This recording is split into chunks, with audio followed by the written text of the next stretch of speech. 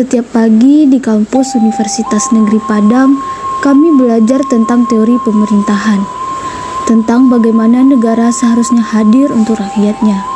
Tapi aku, Nifa, ingin tahu bagaimana teori itu bekerja di dunia nyata. Sebagai mahasiswa administrasi negara, aku ingin melihat sendiri bagaimana pemerintahan nagari menghadapi persoalan yang lebih besar dari sekedar birokrasi, yaitu konflik agraria. Nama Air Bangis mungkin tidak sering muncul di televisi. Sebuah nagari di pesisir Pasaman Barat dikelilingi hutan, laut, dan tanah ulayat yang diwariskan dari nenek moyang mereka. Namun sejak pemerintah menetapkan kawasan ini sebagai bagian dari proyek strategis nasional, suasana berubah. Tanah yang selama ini menjadi sumber kehidupan tiba-tiba berubah status. Dari tanah adat menjadi kawasan yang disebut tanah negara. Di atas kertas, proyek ini bertujuan mempercepat pertumbuhan ekonomi, membangun kawasan industri dan pelabuhan besar. Tapi di lapangan, masyarakat Air Bangis justru menghadapi ketidakpastian dan ketakutan.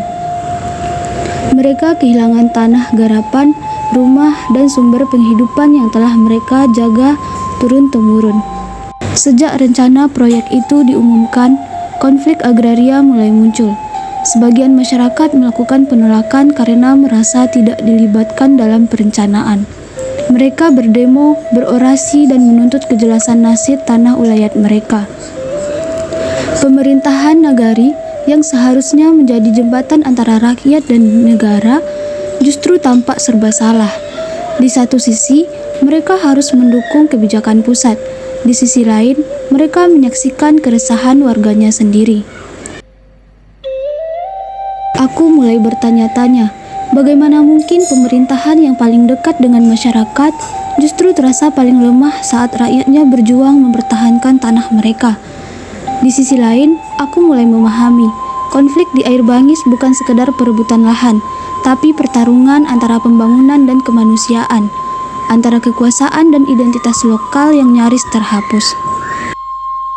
Dalam proses penyusunan laporan, aku tidak turun langsung ke lapangan, tetapi menelusuri berita, dokumen, dan kajian resmi. Dari berbagai sumber, aku menemukan bahwa sejak 2020 hingga 2023, setidaknya ada 73 konflik agraria terkait proyek strategis nasional. Salah satunya terjadi di Air Bangis, tempat masyarakat adat mempertahankan tanah ulayat mereka. Disinilah aku mulai memahami, konflik agraria bukan sekadar masalah lahan, tapi persoalan tata kelola dan keadilan. Konflik itu muncul karena proyek nasional sering berjalan tanpa partisipasi masyarakat yang menjadi tuan rumah pembangunan itu sendiri. Banyak keputusan diambil dari ruang rapat jauh di ibu kota, tanpa benar-benar mendengar suara orang-orang di lapangan yang paling terdampak. Sosialisasi proyek kadang hanya formalitas, masyarakat diajak datang tapi tidak diajak bicara. Pemerintah nagari sebenarnya memiliki posisi yang sangat strategis. Mereka adalah mediator, fasilitator, dan pelindung kepentingan warga. Tapi pada kenyataannya, mereka sering tidak punya kewenangan penuh untuk menolak atau menegosiasikan kebijakan yang sudah diputuskan tingkat atas. Keterbatasan itu semakin diperparah oleh minimnya anggaran dan sumber daya manusia. Aparatur nagari yang seharusnya menjadi jembatan antara rakyat dan negara seringkali tidak dibekali pelatihan dalam mengelola konflik yang kompleks, apalagi konflik yang melibatkan hukum, ekonomi, dan politik sekaligus. Dalam situasi seperti itu, suara masyarakat menjadi semakin lemah, terendam oleh hiruk-pikuk pembangunan yang dijalankan atas nama kepentingan nasional. Bagi pemerintahan nagari, persoalan ini bukan hanya soal hukum atau administrasi. Ini adalah ujian eksistensi. Bagaimana mereka bisa tetap berdiri di tengah arus besar kebijakan nasional, sembari menjaga agar warganya tidak hanyut kehilangan hak, tanah, dan harapan.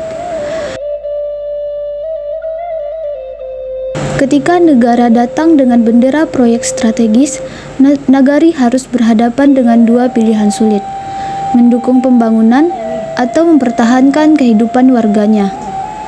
Dan di antara dua kutub itu, seringkali mereka berdiri sendiri tanpa cukup kekuatan. Belajar tentang konflik air bangis membuatku sadar bahwa teori administrasi pemerintahan tidak cukup hanya dihafal. Ia harus dihidupkan lewat keberpihakan, empati, dan keberanian. Pemerintahan nagari perlu diperkuat bukan hanya secara struktur, tapi juga secara moral. Karena di balik setiap kebijakan ada wajah-wajah masyarakat yang menunggu keadilan. Dalam laporanku, aku mengusulkan 3 hal penting. Pertama, peningkatan kapasitas sumber daya manusia nagari melalui pelatihan administrasi dan mediasi konflik. Kedua, memperkuat koordinasi antara nagari, kabupaten, dan pemerintah pusat agar kebijakan tidak hanya top-down. Ketiga, membangun kepercayaan masyarakat melalui transparansi dan komunikasi terbuka. Karena pemerintahan yang kuat adalah pemerintahan yang dipercaya rakyatnya.